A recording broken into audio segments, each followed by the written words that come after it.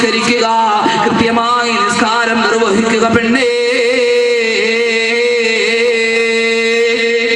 കൃത്യമായി നിസ്കാരം നിർവഹിക്കുക. സ്വർഗത്തിലേക്ക് കടന്നു പോകാം വെട്ടുവാതിലിൽ, ഇഷ്ടപ്പെട്ട വാതിലിലൂടെ. ഒന്നാമത്തെ ഗുണം ഇതാ സ്വല്ലത്ത് ഖംസ. നിശ്ചയമായ ചെറിയ പരിപാടികൾ മാത്രമേ, ഒന്നും ബുദ്ധിമുട്ടുള്ള ഒരു കേസും നിങ്ങൾക്ക് പറഞ്ഞു തന്നിട്ടില്ല. നിസ്കാരം അത് തന്നെ എന്നും നിസ്കരിക്കാൻ പറ്റും. ശുദ്ധിയുള്ള സമയത്ത് മാത്രം നിസ്കരിച്ചാൽ, അതിനുശേഷം ഖളാ വീട്ടണോ അതും വേണ്ട. എന്ത് അവസ്ഥയാണ്, എന്ത് അനുഗ്രഹമാണ് അല്ലാഹു ചെയ്തു തന്നത്. ഇദാ സ്വല്ലത്ത് ഖംസ,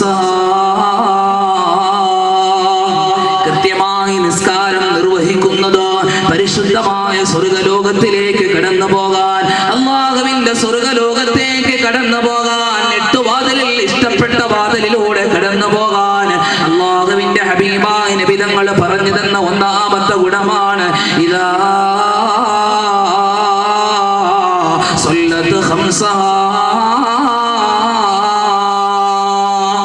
കൃത്യമായി നിസ്കാരം നിർവഹിക്കുക. അതിനകത്ത് ഒരു അലംഭാവവും പാടില്ല. ഇന്ന് നിസ്കാരത്തിന്റെ പേരിൽ എത്ര നിസ്കാരമാണ് ഖളാ ആക്കിക്കൊണ്ടിരിക്കുന്നത്. ബാലികാച്ചിന്റെ പേരിൽ, കല്യാണത്തിന്റെ പേരിൽ, നിന്റെ ജീവിതത്തിന്റെ ഏറ്റവും വലിയ അഭിലാഷമാകുന്ന വീടെന്ന സ്വപ്നം, ആ വീടിന്റെ പണി പൂർത്തീകരിച്ചുകൊണ്ട് നീ ബാലികാച്ചിന്റെന്നോ പുരകേറിൽ താമസത്തിന്റെന്നോ എല്ലാ നിസ്കാരവും ഖളാ ആക്കിക്കൊണ്ട് നീ നിന്റെ വീട് ബാലികാച്ച് നടത്തുമ്പോ, എന്റെ പ്രിയപ്പെട്ട പെങ്ങളെ, നിനക്ക് നിസ്കാരമില്ലാതെ നിന്റെ കുടുംബത്തിൽ ബറക്കത്തില്ല. എവിടെ നിന്നാണ് നിന്റെ കുടുംബത്ത് ബറക്കത്തുണ്ടാകുക? അല്ലാഹുവിന്റെ ഏറ്റവും വലിയ ഇബാദത്തായി നമുക്ക് തന്നിട്ടില്ല, അല്ലാഹു ഔദാര്യമായി നമുക്ക് തന്നിട്ടില്ല. അവനോട്, അവന്റെ അടുക്കലേക്ക് നേരിട്ട് പടച്ച തമ്പുരാനോട് പ്രാർത്ഥിക്കാൻ ഹബീബായ നബി തങ്ങളുടെ സമുദായത്തിന് അല്ലാഹു നൽകിയ ഏറ്റവും വലിയ ഇബാദത്താകുന്ന നിസ്കാരമുണ്ടല്ലോ, ആ നിസ്കാരം ഉപേക്ഷിച്ചുകൊണ്ട് നിന്റെ കുടുംബത്തെ പ്രകാരമാണ് പൊന്നുമോളെ നിനക്ക് ബറക്കത്തുണ്ടാകുക, നിനക്ക് പ്രകാരമാണ് നിന്റെ കുടുംബത്ത് സന്തോഷമുണ്ടാകുക. എന്നും പ്രശ്നമാണ്, പ്രയാസമാണ്, കുടുംബത്ത് സന്തോഷമില്ലായ്മ, കുടുംബത്ത് സ്നേഹമില്ലായ്മ. നിനക്കാണെങ്കിലോ നിസ്കരിക്കാൻ സമയമില്ല, മുഴുവൻ സമയവും സീരിയലിന്റെ മുമ്പിലാണ്, സിനിമയുടെ മുമ്പിലാണ്, തിയേറ്ററിന്റെ മുമ്പിലാ. ഒരുപാട് ഒരുപാട് ഒരുപാട് തെമ്മാടിത്തരത്തിന്റെ പിന്നാമ്പുറങ്ങളിലൂടെ പോയിക്കൊണ്ടിരിക്കുമ്പോ, എന്റെ പ്രിയപ്പെട്ട പെങ്ങളെ, ഹബീബായ നബി തങ്ങൾ പറഞ്ഞു തരികയാണ് ഇദാ സ്വല്ലത്ത് ഖംസ. സ്വർഗലോകത്തേക്ക് കടന്നു പോകാൻ, ആ സ്വർഗത്തിന്റെ അനുഭൂതികൾ കൊണ്ട് നിറക്കപ്പെട്ട, അല്ലാഹുവിന്റെ കോടാനുകോടി അനുഗ്രഹങ്ങൾ കൊണ്ട് നിറക്കപ്പെട്ട സ്വർഗലോകമുണ്ടല്ലോ, ആ സ്വർഗത്തിലേക്ക് കടന്നു പോകാൻ ഹബീബായ നബി തങ്ങൾ പറഞ്ഞു തന്ന ഒന്നാമത്തെ ഗുണമേതാ ഇദാ സ്വല്ലത്ത് ഖംസ. കൃത്യമായി നിസ്കാരം നിർവഹിക്കുക.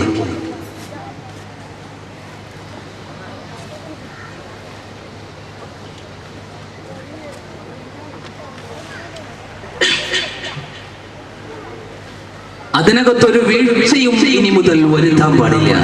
ഏറ്റവും സിമ്പിളായി പറഞ്ഞ ഒന്നാമത്തെ കാര്യം. ഇനിയോ രണ്ടാമതായി ഹബീബായ നബി തങ്ങൾ സ്വർഗലോകത്തേക്ക് കടന്നു പോകാൻ സഹോദരിമാരോട് ഹബീബായ നബി തങ്ങൾ പറഞ്ഞു തരുന്ന രണ്ടാമത്തെ ഗുണമാണ് വസ്വാമത്ത് ശുഹ്റഹാ.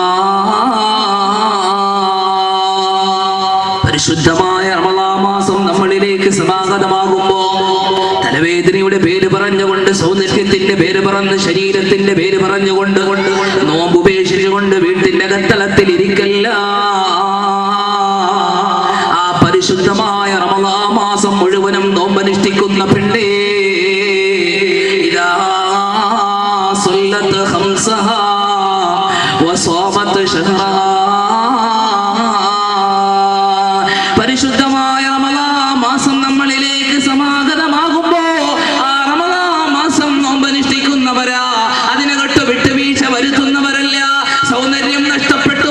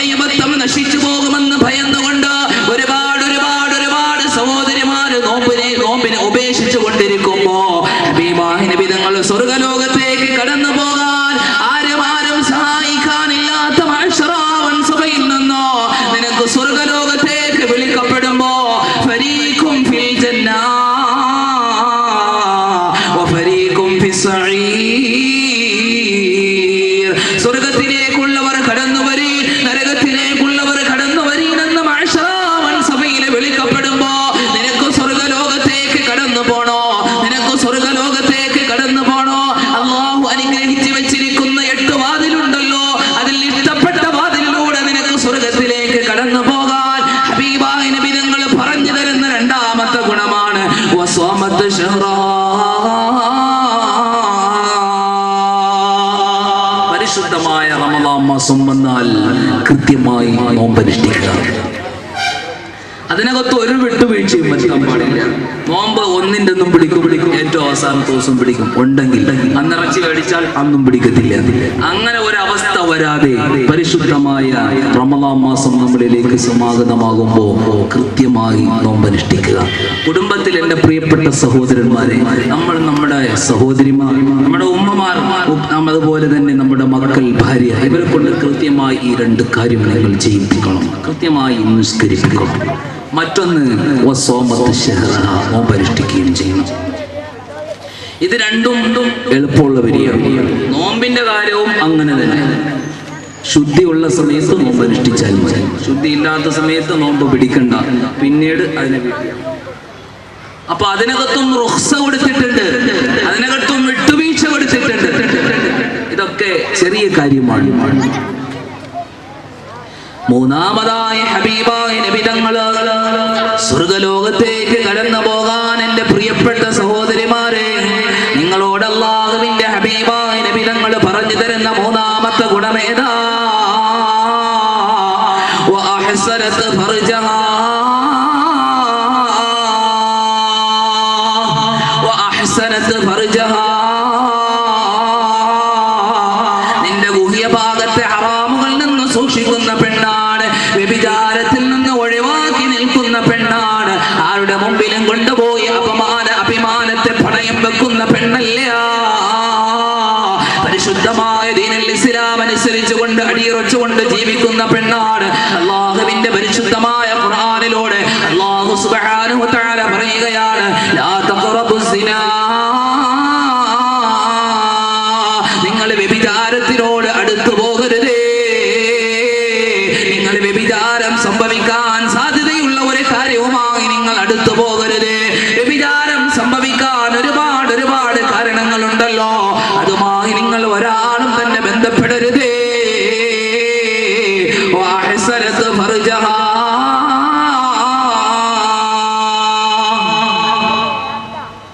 എന്തേ കൂക്കും വിളിയൊക്കെ കേൾക്കുന്നത്?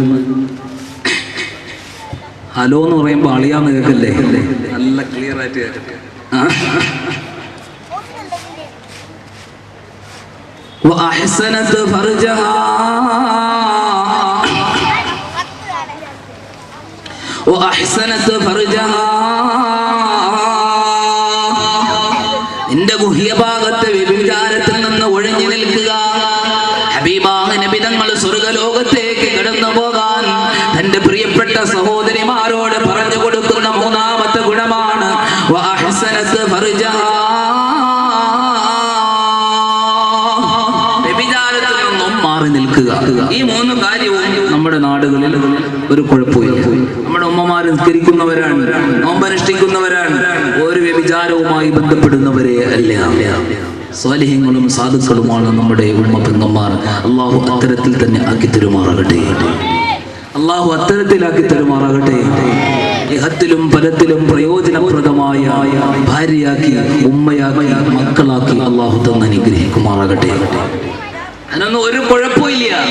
നിസ്കരിക്കും, കൃത്യമായി നിസ്കരിക്കുന്ന ഒരുപാട് പേരുണ്ട്, കൃത്യമായി നോമ്പനുഷ്ഠിക്കുന്ന ഒരുപാട് പേരുണ്ട്.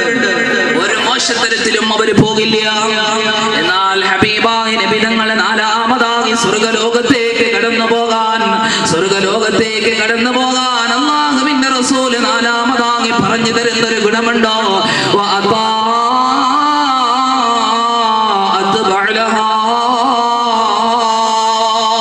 തന്റെ പ്രിയപ്പെട്ട ഭർത്താവിനെ അനുസരിക്കലാണ്, തന്റെ പ്രിയപ്പെട്ട ഭർത്താവിനെ അനുസരിച്ചുകൊണ്ട് വഴിപ്പെട്ടുകൊണ്ട് ജീവിക്കലാണ്. എന്റെ പ്രിയപ്പെട്ട സഹോദരിമാരെ, നിനക്ക് നിസ്കരിക്കാൻ നീ കൃത്യമായി നിസ്കരിക്കുന്നവളാ, നോമ്പനുഷ്ഠിക്കുന്നവളാ, ഒരു മോശത്തരവുമായി നീ ബന്ധപ്പെടുന്നില്ല. പക്ഷേ നീ നിന്റെ ഭർത്താവിനെ അനുസരിക്കാതിരുന്നാൽ നിനക്ക് സ്വർഗത്തിലേക്ക് കടന്നു പോകാൻ കഴിയില്ല.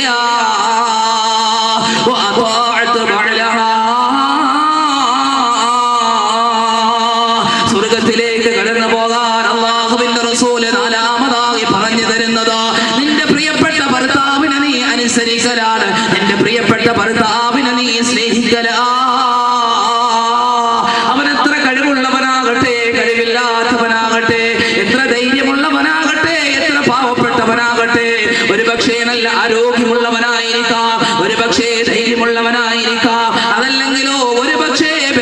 സൈനികനായിരിക്കാം, അവനെ ചവിട്ടി മിതിച്ചുകൊണ്ട് അവന്റെ മുകളിലൂടെ കയറി നടന്നുകൊണ്ട് തന്നിഷ്ടപ്രകാരമായി ജീവിക്കല്ലേ.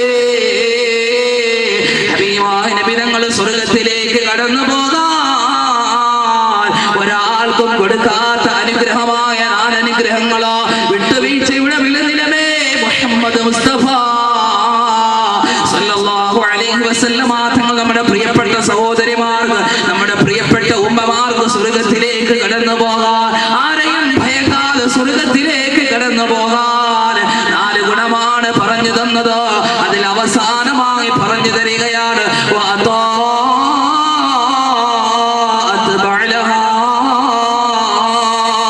തന്റെ പ്രിയപ്പെട്ട ഭർത്താവിനെ അനുസരിച്ചുകൊണ്ട് വഴിപ്പെട്ടുകൊണ്ട് ജീവിക്കല, തന്റെ പ്രിയപ്പെട്ട ഭർത്താവിനെ സ്നേഹിച്ചുകൊണ്ട് അവനെ ഖിദ്മത്തെടുത്തുകൊണ്ട് അവനെ സഹായിച്ചുകൊണ്ട് വീട്ടിലെ സഹധർമ്മിണിയായ കുടുംബനാഥയായ വീട്ടിന്റെ അകത്തളത്തിൽ താമസിക്കുന്ന പെണ്ണാണ്. അവളാണ് യഥാർത്ഥ സ്വാലിഹത്തായ പെണ്ണ്. അങ്ങനെയുള്ള പെണ്ണാണ് ഏറ്റവും ഭർത്താവിനെ അനുസരിക്കുക, ഭർത്താവിന്റെ ഇഷ്ടപ്പെട്ട രീതിയിൽ ജീവിക്കുന്ന പെണ്ണാണ്. ഹബീബായ നബി തങ്ങൾ പറഞ്ഞില്ലേ, ഈ ദുനിയാവിലെ ഏറ്റവും വിഭവം അൽ മർഅത്തു സ്വാലിഹ, സ്വാലിഹത്തായ പെണ്ണാണ്. പെണ്ണിനോളം വിലപിടിപ്പുള്ള ഒന്നും ഈ ദുനിയാവിൽ ഇല്ല. വജ്രമില്ല, വൈഢൂര്യമില്ല, മാണിക്യമില്ല, മുത്തില്ല, ഒന്നുമില്ല. എല്ലാത്തിന്റെയും മേലെയാണ് പെണ്ണ്. അൽ മർഅത്തു സ്വാലിഹ. ഈ ദുനിയാവെന്ന് പറഞ്ഞാൽ ഒരു വിഭവമാണ്, എല്ലാം വിഭവങ്ങൾ കൊണ്ട് നിറക്കപ്പെട്ടതാണ്. ഇതിനകത്ത് ഏറ്റവും വിലപിടിപ്പുള്ള വിഭവം അത് അൽ മർഅത്തു സ്വാലിഹ, സ്വാലിഹത്തായ പെണ്ണ്. എല്ലാ പെണ്ണിനെയും പുന്നാര നബി തങ്ങൾ എണ്ണീട്ടില്ല കേട്ടോ. ദുനിയാവ് മുഴുവനും വിഭവങ്ങളാണ്, അതിൽ ഏറ്റവും വിഭവം അൽ മർഅത്തു എന്ന് നിർത്തിയിട്ടില്ല പുന്നനബി. വീണ്ടും ഒരു വാക്കും കൂടെ പറഞ്ഞു, അൽ മർഅത്തു സ്വാലിഹ, സ്വാലിഹത്തായ പെണ്ണാണ്. സ്വാലിഹത്താത്ത എന്നല്ല കേട്ടോ, സ്വാലിഹത്താത്താണ് ഏറ്റവും മുത്തിയത്, ബാക്കികളെല്ലാം പോയി എന്നല്ല. അൽ മർഅത്തു സ്വാലിഹ, സ്വാലിഹത്തായ പെണ്ണാണ്.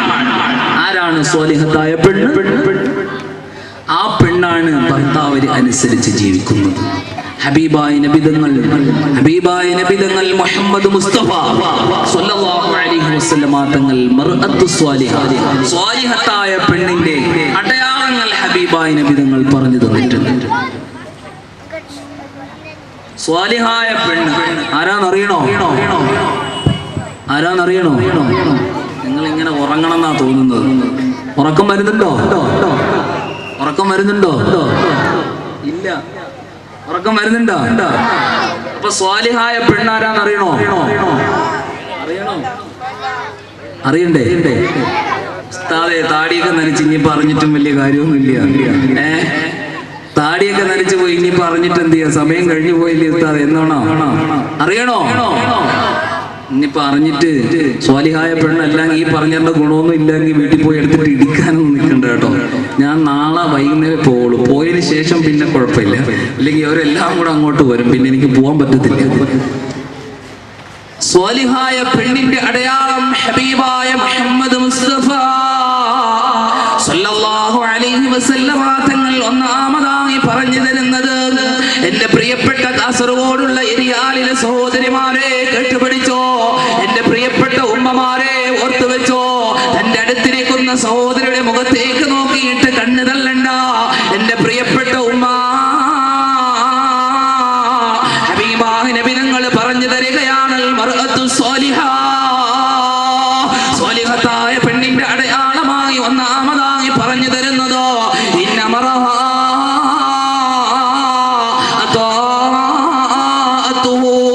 തന്റെ പ്രിയപ്പെട്ട ഭർത്താവ് എന്ത് പറഞ്ഞാലും അനുസരിക്കുന്ന പെണ്ണ. തന്റെ പ്രിയപ്പെട്ട ഭർത്താവ് എന്ത് പറഞ്ഞാൽ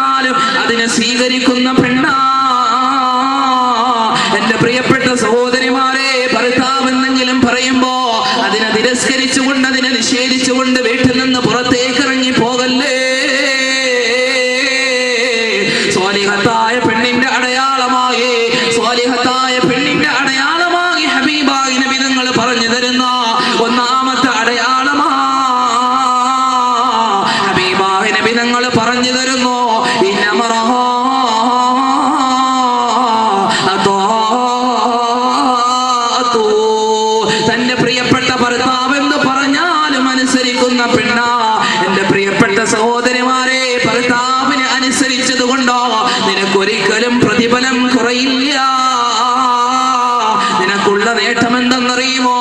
ഹബീബായ നബി തങ്ങൾ മദീന പള്ളിയിൽ ജീവിച്ചിരിക്കുമ്പോ അല്ലാഹുവിന്റെ റസൂൽ ഹബീബായ മുഹമ്മദ് മുസ്തഫ സല്ലല്ലാഹു അലൈഹി വസല്ലമ തങ്ങൾ ജീവിച്ചിരിക്കുമ്പോ അവിടെ ഒരു സംഭവം നടന്നുപോയി. മഹാനായ ഗസാലി ഇമാം റഹ്മത്തുള്ളാഹി അലൈഹി റിപ്പോർട്ട് ചെയ്യുന്ന ഒരു സംഭവം കാണാം.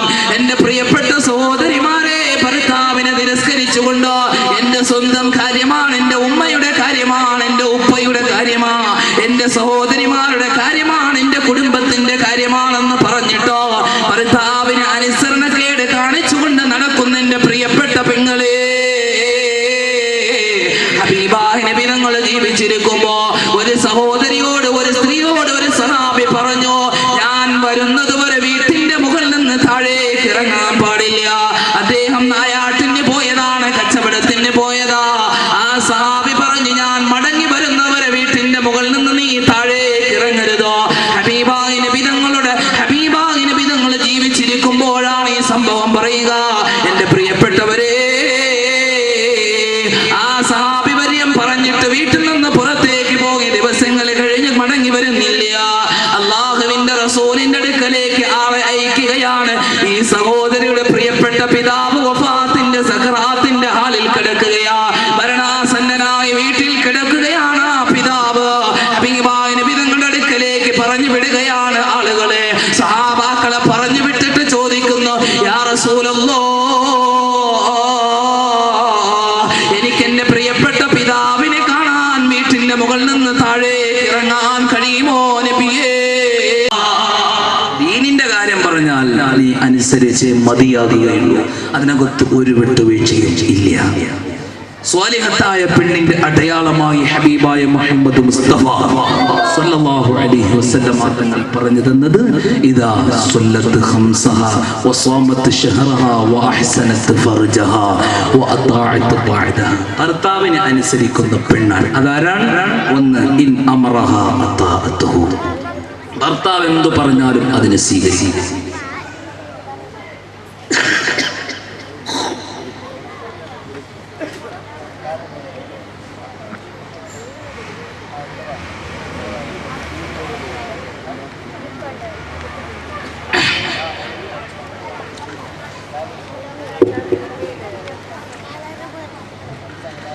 ഭർത്താവ് എന്ത് പറഞ്ഞാലും അതിനെ അനുസരിക്കുന്ന പെണ്ണാണ്. ഭർത്താവ് എന്തെങ്കിലും പറയുമ്പോ അതിനെ നിഷേധിച്ചുകൊണ്ട് വീട്ടിൽ നിന്ന് പുറത്തേക്ക് ഇറങ്ങി പോകുന്ന പെണ്ണല്ല. ഇന്ന് സമൂഹത്തിൽ സർവ്വസാധാരണമായി കണ്ടുകൊണ്ടിരിക്കുകയാണ്. അള്ളാഹു കാത്തുരക്ഷിക്കുമാറാകട്ടെ, അള്ളാഹു കാത്തുരക്ഷിക്കുമാറാകട്ടെ. അനുസരണയില്ലായ്മ പരിശുദ്ധമായ ദീനുൽ ഇസ്ലാമിന്റെ ഏറ്റവും പ്രധാനപ്പെട്ട ഒരു സ്വഭാവമാണ് അദബ്, മര്യാദ. മര്യാദ വേണം നമുക്കൊക്കെ. നിങ്ങളെ വിമർശിക്കപ്പെടുന്നതല്ല, നിങ്ങൾ ഓർമ്മിപ്പിക്കപ്പെടുകയാണ്. സ്വർഗത്തിലേക്ക് കടന്നു പോകാൻ നിങ്ങൾക്കുള്ള തടസ്സം നിങ്ങളുടെ ഭർത്താവാണ്. ഓർത്തു വെച്ചോ എൻ്റെ പ്രിയപ്പെട്ട സഹോദരിമാരെ, നിങ്ങൾക്ക് സ്വർഗത്തിലേക്ക് കടന്നു പോകാനുള്ള ഏറ്റവും വലിയ തടസ്സം നിങ്ങളുടെ പ്രിയപ്പെട്ട ഭർത്താവാണ്. ആ ഭർത്താവിന്റെ തൃപ്തി നിങ്ങൾക്കുണ്ട് എങ്കിൽ സ്വർഗത്തിലേക്ക് നിങ്ങൾക്ക് കടന്നു പോകാം. ഒരൊറ്റ കാര്യം മാത്രമാണ് നിങ്ങൾക്ക് തടസ്സമുള്ളത്, നിങ്ങളുടെ പ്രിയപ്പെട്ട ഭർത്താവാണ്. വേറെ ആരും നിങ്ങൾക്ക് തടസ്സമില്ല. നിങ്ങൾ ഭർത്താവിനെ അനുസരിക്കണം, നിങ്ങൾ ഭർത്താവിനെ വഴിപ്പെടണം. എന്തു പറഞ്ഞാലും കേൾക്കണം എന്നല്ല. ദീനിന്റെ കാര്യമാണ് പറയുന്നത് എങ്കിൽ പരിശുദ്ധമായ ദീനുൽ ഇസ്ലാം അതിനെ നിരോധിക്കപ്പെടാത്ത കാര്യമാണ് പറയുന്നത് എങ്കിൽ അതിനെ അനുസരിക്കൽ നിനക്ക് ബാധ്യതയാണ്. അതിനെ അനുസരിച്ച് മതിയാകുകയാണ്. സ്വാലിഹായ പെണ്ണിന്റെ അടയാളമായി ഹബീബായ നബി തങ്ങൾ പറഞ്ഞു തരികയാണ്, ഇന്നമറഹ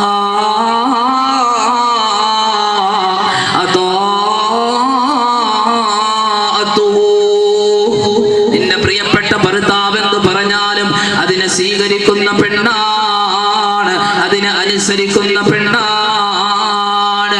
രണ്ടാമതായി ഹബീബായ നബി തങ്ങൾ പറഞ്ഞു തരികയാണ്, വൈന്നദറ ഇലൈഹാ രണ്ടാമതായി അനുസരണയുള്ള പെണ്ണിന്റെ, സ്വാലിഹായ പെണ്ണിന്റെ അടയാളമായി ഹബീബായ നബി തങ്ങൾ പറഞ്ഞു തരുന്ന രണ്ടാമത്തെ അടയാളം ഏതാ? വൈന്നദറ ഇലൈഹാ സർറതുഹു. ആ ഭർത്താവ് വീട്ടിലേക്ക് കടന്നു വരുമ്പോ, ആ ഭർത്താവ് വീട്ടിലേക്ക് കടന്നു വരുമ്പോ സന്തോഷം കൊടുക്കുന്ന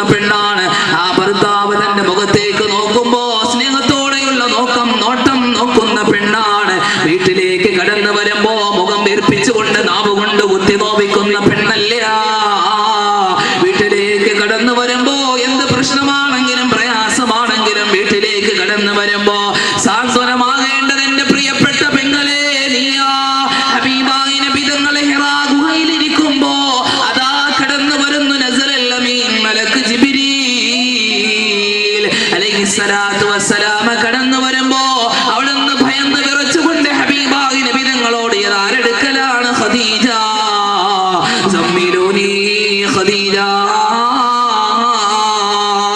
സമ്മിലൂനി ഖദീജ എന്നെ പുതപ്പെട്ടു മോളോ ഖദീജ എന്നെ പുതപ്പെട്ടു മോളോ ഖദീജ സാന്ത്വനമായി കടന്നു വരേണ്ടത് എന്റെ പ്രിയപ്പെട്ട പെങ്ങളെ നീയാണ്.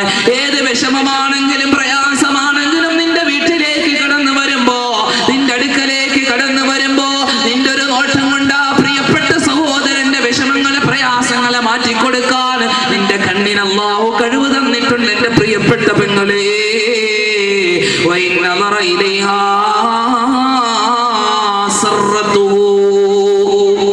കണ്ണുകൊണ്ട് വീട്ടിലേക്ക് വരുമ്പോ സന്തോഷം കൊടുക്കുന്ന പെണ്ണാണ് സ്വാലിഹത്തായ പെണ്ണ്. ഭർത്താവിനെ അനുസരിക്കുന്ന രണ്ടാമത്തെ കാര്യം ഇതാണ്. വീട്ടിലേക്ക് കടന്നു വരുമ്പോ നോക്കിയാൽ സന്തോഷം കൊടുക്കും. ഇന്ന് വീട്ടിലേക്ക് കടന്നു വരുമ്പോ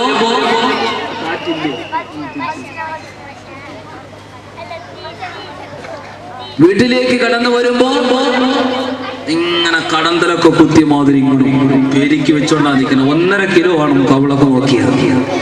പേരിക്ക് വെച്ചോണ്ട് നിൽക്കും. അപ്പൊ കണ്ട എന്തോ പടച്ച തമ്പുരാൻ ഇങ്ങനെ നിൽക്കും പെരിക്ക് പിടിച്ചോണ്ട്. വീട്ടിലേക്ക് വരുമ്പോ ചെറിയ പ്രശ്നങ്ങളാണെങ്കിലും പ്രതിസന്ധികളാണെങ്കിലും മാറ്റി വെച്ചിട്ട് സ്നേഹത്തോടെ വായ്പയോടെ നോക്കുന്ന പെണ്ണാണ്. ഇന്ന് ഭർത്താവിന് സ്നേഹത്തോടെ ഒരു നോട്ടവും നോക്കത്തില്ല. ചില ആൾക്കാരുണ്ട് ഭാര്യയും ഭർത്താവിനെയും കണ്ട നമുക്ക് തന്നെ വിചാരിക്കും പടച്ച തമ്പുരാനെ ഇയാൾക്ക് എങ്ങനെയാണോ ഇത്ര 5 മക്കളുണ്ടായി. അങ്ങനെ ഭാര്യയും ഭർത്താവും തമ്മിൽ മിണ്ടാറില്ല, സംസാരിക്കാറില്ല. ഇവര് തമ്മിൽ കണ്ട എന്തോ ഹറാമായ ബന്ധം പോലെയാ കൊണ്ടു നടക്കുക. ഒന്നും മിണ്ടില്ല, എന്തോ കുറഞ്ഞു പോകുന്ന ഭയം. ഒന്നും മിണ്ടത്തില്ല, ഒന്നും സംസാരിക്കത്തില്ല. എന്ത് ദൂരോട്ടിരിക്കും മസിലും പിടിച്ചിട്ട് ഇങ്ങനെ ഇരിക്കും ഭർത്താവ്. അതിനപ്പുറത്ത് വേറെ മസിലും പിടിച്ചിരിക്കും പെണ്ണും പിള്ളേ. ഒരു ബന്ധം ഉണ്ടാകത്തില്ല. അപ്പപ്പാതിരി ഉമ്മക്കാതിരി മക്കളെല്ലാം ഒരുമാതിരി. പാപ്പാക്ക് ഒരു സ്വഭാവം, ഉമ്മാക്ക് വേറൊരു സ്വഭാവം, മക്കളെല്ലാം വേറൊരു സ്വഭാവം. അങ്ങനെയാണ് നമ്മുടെ നാട്ടിൽ കണ്ടുകൊണ്ടിരിക്കുന്നത്. ഭർത്താവിന്റെ അടുത്ത് നോക്കിയാ സന്തോഷമില്ല, ഒന്നുമില്ല. ഇനി നാട്ടുകാരെങ്കിലും വരത്തെ എടാ എന്തൊക്കെയുണ്ട് വിശേഷം, സുഖമാണോ, എപ്പോ വന്ന്, ഒരു ബന്ധവും ഇല്ലാത്ത മീൻകാരം വെട്ടി വന്നാലും മതി. എടാ എന്തൊക്കെ ഉണ്ടടാ വിശേഷം, കുടുംബത്ത് എന്തൊക്കെ, അവിടെ എന്തൊക്കെ, ഇവിടെ എന്തൊക്കെ. പിന്നെ എന്തോ ഒരു നാവാന്നറിയോ, ഈ നീളത്തിന് ആ നാക്കിന്റെ നീളം. പിന്നെ ഇതുവരെ നമ്മൾ വിചാരിക്കും പൊട്ടിയാന്നാ വിചാരിച്ചു, ഉമ്മയാ സംസാരിക്കാത്ത ആളാന്നാ ഇതുവരെ തിരിച്ചറിഞ്ഞിരുന്നത്. എന്നാൽ ആരെങ്കിലും നാട്ടുകാര് വരണ കാണണം എടുത്തങ്ങോട്ട് നാക്കിട്ട് സംസാരിക്കുന്ന കാണാൻ. ഭർത്താവിനെ നോക്കിയാൽ സന്തോഷം കൊടുക്കുന്ന പെണ്ണാണ്, അല്ല നാട്ടുകാരന് സന്തോഷം കൊടുക്കുന്ന പെണ്ണല്ല. നമ്മുടെ സമുദായം ഇന്ന് അധപ്പതിച്ചു പോയതിന്റെ ഒന്നാമത്തെ കാര്യം ഇതാ. നാട്ടുകാർക്ക് ഒക്കെ സന്തോഷം കൊടുക്കും. പറഞ്ഞോരെ കണ്ടോ പൊയ്ക്കോ, നീ കൊണ്ടുണ്ടോ പൊയ്ക്കോ, നീ പൊയ്ക്കോ. ഇതാ നമ്മുടെ പരിപാടി. എന്നാലോ വീട്ടിനകത്തോ ഒരു ചമയിലും ഇല്ല, ഒരു രസവും ഇല്ലാകത്തില്ല, ഒരു ഒരുങ്ങലും ഇല്ല. പണ്ട അടുക്കളയിൽ കിടന്ന ആ ഡ്രസ്സ് ഇട്ടുകൊണ്ട് തന്നെ എപ്പോഴും ഫുൾ ടൈം. എന്നാ പുറത്തോട്ടങ്ങനെ പോകുമ്പോഴേ എന്ത് കാണണം പടച്ച തമ്പുരാനെ. ഈ അവസ്ഥ മാറണം എന്റെ പ്രിയപ്പെട്ട സഹോദരിമാരെ. വീട്ടിലേക്ക് ഭർത്താവ് കടന്നു വരുമ്പോ സ്നേഹത്തോടെയുള്ള നോട്ടമുണ്ട്. ആ നോട്ടത്തിന് ഒരുപാട് സ്ഥാനമുണ്ട്. പൂമുഖവാതിൽക്കൽ സ്നേഹം ഇടർത്തുന്ന പൂന്തിങ്കളാകുന്നു ഭാര്യ. പാട്ട് കേട്ടിട്ടില്ലോ? നിങ്ങൾക്കൊന്നും അറിയില്ലയോ? പൂന്തിങ്കളാകുന്നു ഭാര്യ. വീട്ടിലേക്ക് കടന്നു വരുമ്പോൾ നല്ല ചിരിച്ചുകൊണ്ട് നിൽക്കണം. നിങ്ങളുടെ നോട്ടത്തിന് വലിയ സ്ഥാനമുണ്ട്. അടുത്തെപ്പോഴും മിരിപ്പുണ്ട്, താരാട്ടു പാടാൻ തോഴികൾ വരവുണ്ട്, കടക്കണ്ണ് കൊണ്ടൊരു നോട്ടവും ചരിച്ചുണ്ട്. സ്വർഗത്തിന്റെ വിശേഷണം പറഞ്ഞപ്പോൾ പറഞ്ഞതാണ്. ചില സ്ത്രീകൾ ഇങ്ങനെ വരും, അവര് ചരിഞ്ഞൊരു നോട്ടം നോക്കും. അപ്പോഴേ 90 വയസ്സാണെങ്കിൽ അപ്പോഴേ വീണ് അറ്റാക്ക് വരും. ഈ നോട്ടം കണ്ടിട്ട് അപ്പോഴേ വീണ് അറ്റാക്ക് ഒന്ന് പോകും. അമ്മാതിരി നോട്ടം ആ പെണ്ണിന്റെ.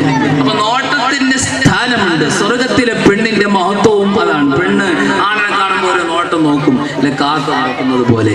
ഇന്ന് സമൂഹത്തിൽ ഇറങ്ങിയിട്ട് നോക്കുന്നതാ മൊത്തം വഴിയേറ്റി പോയത്. എല്ലാം കാണുന്നവരൊക്കെ ഒരൊറ്റ നോട്ടം നോക്കും. പിന്നെ അവൻ നേരെ ചെന്ന് അടുത്ത വണ്ടിയിലായി ഇടിച്ച് കയറുക. എന്റെ നോട്ടം കാരണം. പെണ്ണിന്റെ നോട്ടത്തിന് സ്ഥാനമുണ്ട്. പരിശുദ്ധമായ ദീനുൽ ഇസ്ലാം പറഞ്ഞു തരികയാണ്. അതുകൊണ്ട് എന്റെ പ്രിയപ്പെട്ട സഹോദരിമാരെ, നാട്ടുകാരെ സ്നേഹിക്കാൻ, നാട്ടുകാർക്ക് വേണ്ടിയിട്ട് ചിരിച്ച് അവിടെ മുമ്പിൽ കൊഞ്ചി കൊഴയാനും നമുക്ക് അനുവാദമില്ല. നമുക്ക് പരിമിതികളുണ്ട്. നമ്മുടെ ഇഷ്ടത്തിനനുസരിച്ച്, നമ്മുടെ ശരീരത്തിനനുസരിച്ച് ജീവിക്കാൻ നമുക്കാർക്കും കഴിയില്ല. എന്തേ കാരണം? നമുക്ക് പരിമിതികളുണ്ട്. പരിശുദ്ധമായ ദീനുൽ ഇസ്ലാമിന്റെ ചട്ടക്കൂടുകളുണ്ട്. നമ്മളിവിടെ കേവലമായി എന്നുമെന്നും ജീവിക്കാൻ വന്നവരല്ല. എന്നുമെന്നും ഈ ലോകത്ത് ജീവിക്കാൻ വന്നവരല്ല. തുച്ഛമായ കാലഘട്ടത്തിൽ, അടുത്ത സെക്കൻഡിൽ, നാളെ വെളുപ്പാങ്കാലം അല്ലെങ്കിൽ ഈ പ്രഭാഷണം ഒന്ന് തീർപ്പിക്കാൻ കഴിയും എന്ന് ഇതുവരെ ഉറപ്പുള്ള ഒരാളും ഈ സദസ്സിനുണ്ടാകത്തില്ല. അതാണ് നമ്മുടെ അവസ്ഥ. അതുകൊണ്ട് നമുക്ക് പരിമിതികളുണ്ട്. അതൊക്കെ അറിഞ്ഞ് മനസ്സിലാക്കി ജീവിക്കുന്നവരാണ് യഥാർത്ഥ വിശ്വാസി. എന്റെ പ്രിയപ്പെട്ട സഹോദരിമാരെ, ഭർത്താവിന് സന്തോഷം കൊടുക്കുക. ഇന്ന് ഭർത്താവിനെ ഒന്നോ നാട്ടുകാരെ ഇങ്ങനെ സ്നേഹിക്കാൻ നിൽക്കാൻ ഞാൻ ഇടയിൽ കൂടെ പറയാണ്. എന്റെ പ്രിയപ്പെട്ട സഹോദരിമാരെ, ഈ സ്നേഹവും പ്രേമവും ഒന്നും ആയിട്ട് നിങ്ങൾ നടക്കരുത്. നമ്മുടെ കാലഘട്ടം മുഴുവനും നശിച്ചു പോയിരിക്കും. കാലഘട്ടം മുഴുവനും തകർന്ന് തരിപ്പണമായിരിക്കും. എന്തേ കാര്യം? സ്നേഹം. വീട്ടിൽ കൊടുക്കേണ്ട ഉമ്മമാര് തന്റെ മക്കൾക്ക് സ്നേഹം കൊടുക്കാതിരുന്നപ്പോ സമൂഹത്തിൽ ഇറങ്ങിയിട്ട് കണ്ടവന്റെ കൂടെ സ്നേഹത്തിന്റെ പേരിൽ ഒളിച്ചോടി പോകുന്ന വിശ്വാസി സമൂഹത്തിന്റെ സമുദായത്തില് പൊന്നോമന മക്കൾ ദീനും വലിച്ചെറിഞ്ഞുകൊണ്ട് പുറത്തേക്ക് പോകുകയാണ്. നമുക്കതൊന്ന് കേട്ടിട്ട് ചിരിക്കാൻ കൊള്ളാം.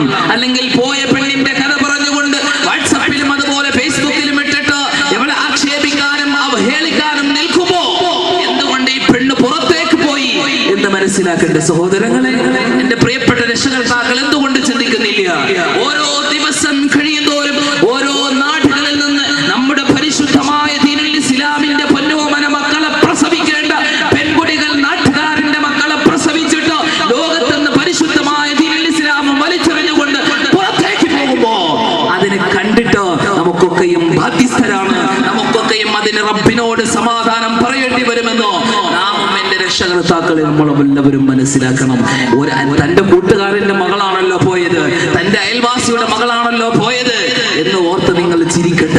നിങ്ങൾക്കൊക്കെയും ബാധ്യസ്ഥരാണ്. നമ്മളൊക്കെയും ഈ മഹല്ലത്ത് നമ്മുടെ സമുദായം, സൊസൈറ്റി മുഴുവനും അതിന് ബാധ്യസ്ഥരാണ്. അതിനുവേണ്ട കൗൺസിലിംഗ് ക്ലാസ്സുകളൊക്കെ നിങ്ങൾ സംഘടിപ്പിക്കണം. ഇന്ന് സമൂഹം കുട്ടികളെ വഴിതെറ്റിപ്പിക്കാൻ പെണ്ണ് ബലഹീനരാണ്. മനുഷ്യന്മാര് തന്നെ ബലഹീനരാണ്. അതിനുശേഷമോ പെണ്ണ് അതിനേക്കാൾ ബലഹീനരാണ്. ദീനുകൊണ്ടും അതുപോലെ അമലുകൊണ്ടും പെണ്ണ് ബലഹീനരാണ്. അവരെ സിംപതന്തി വർത്താനം പറഞ്ഞുകൊണ്ട് അവരെ മനസ്സിനെ പിടിക്കുന്നതിന് വേണ്ടി സമൂഹം വളരെ ക്ലാസ് ഒക്കെ എടുത്തുകൊണ്ട് ഇങ്ങനെ ഇറങ്ങി നടക്കാൻ, നമ്മുടെ സഹോദരന്മാരെ വഴിതെറ്റിക്കാൻ, അതിന് പ്രചോദനമായി അതിനെ തടയിടാൻ എന്റെ പ്രിയപ്പെട്ട സഹോദരന്മാരെ, രക്ഷകർത്താക്കളെ നിങ്ങൾ മുൻകൈ എടുക്കണം. ഇതിന് നമ്മുടെ ചെറുപ്പക്കാരെ തന്നെ മുന്നോട്ട് വരിക. എന്തിനാ? പ്രേമിക്കാൻ വേണ്ടിയാ നടക്കുക. പ്രേമം 99.99% പോക്ക. നിങ്ങൾ ഓർത്ത് വെച്ചോ, ഇത് കിതാബിൽ പറഞ്ഞ കാര്യമല്ല. നിങ്ങൾ ഏതെങ്കിലും ഒരു ഹൈന്ദവരോ അല്ലെങ്കിൽ ക്രിസ്ത്യാനോ ആകട്ടെ, ഒരു മനഃശാസ്ത്ര വിദഗ്ധനോട് പോയിട്ട് ചോദിക്കുക, പ്രേമത്തിന്റെ ആയുസ് എത്രയാണ്? 99.99% പോക്ക. 1% മാത്രമേ ഉള്ളൂ. പിന്നെന്തിനാണ് ഒരു പരീക്ഷണ വസ്തുവായി നമ്മൾ മുന്നോട്ട് പോകുന്നത്? എന്റെ പ്രിയപ്പെട്ട സഹോദരിമാരെ, അതുകൊണ്ട് അതിനായിട്ടൊന്നും ആരും മുൻകരുതലെടുക്കണ്ട. അതിനായിട്ട് ഓടി നടക്കുകയൊന്നും വേണ്ട. നമുക്ക് പ്രേമോ എല്ലാവരും മുട്ടേന്ന് കളക്കുന്നതിന് മുമ്പേ പ്രേമോ. 1ാം ക്ലാസ്സിൽ പഠിക്കുന്നതിന് മുമ്പേ കത്ത് എഴുതി കൊണ്ടാണ് നടക്കണം, ആരും കിട്ടുക കൊടുക്കാൻ വേണ്ടി. നമ്മുടെ കാര്യം സോഷ്യൽ മീഡിയകൾ അത്രത്തോളം വർദ്ധിച്ചു പോയി. സിനിമകൾ കാണുന്നത് അങ്ങനെയാണ്. ഓക്കെ, അല്ലാഹു കാത്തുരക്ഷിക്കും.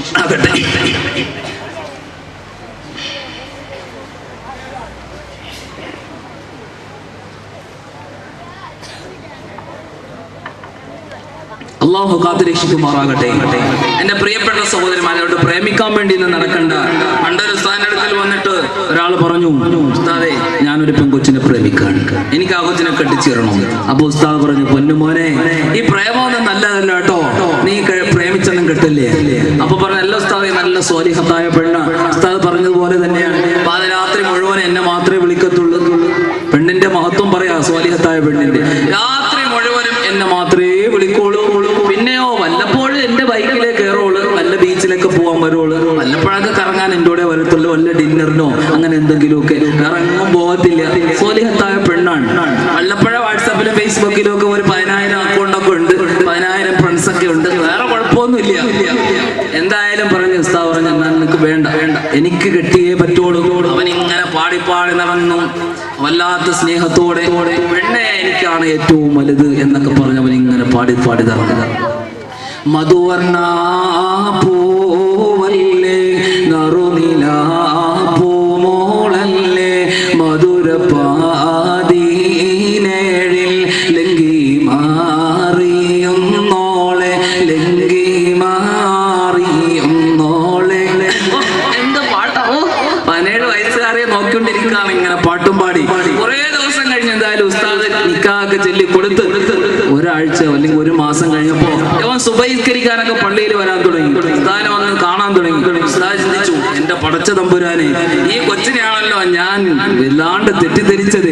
ഈ കൊച്ചിനെ വിവാഹം കഴിച്ചിട്ട് അന്ന് അവൻ സുബഹിസ്കരിക്കാൻ വരുന്നുണ്ടല്ലോ, പിന്നെ എല്ലാ ഒക്കത്തിനും കൃത്യമായി വരുന്നുണ്ട്, പിന്നെ 4 മണിക്കൊക്കെ റൂമിൽ വരും. ഉസ്താദെ തഹജ്ജുദ് നിസ്കരിക്കുന്നില്ലേ എന്നൊക്കെ പറഞ്ഞ് വല്ല ചോദ്യമായി.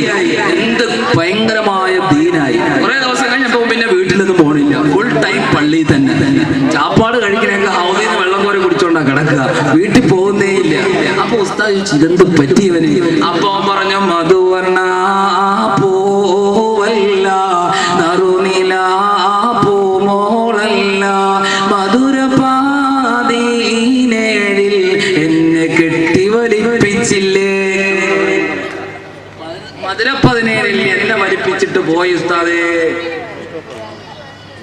അവിടെ വേറെ ആരോ 220 കൊണ്ടുവന്ന് വിളിച്ചപ്പോ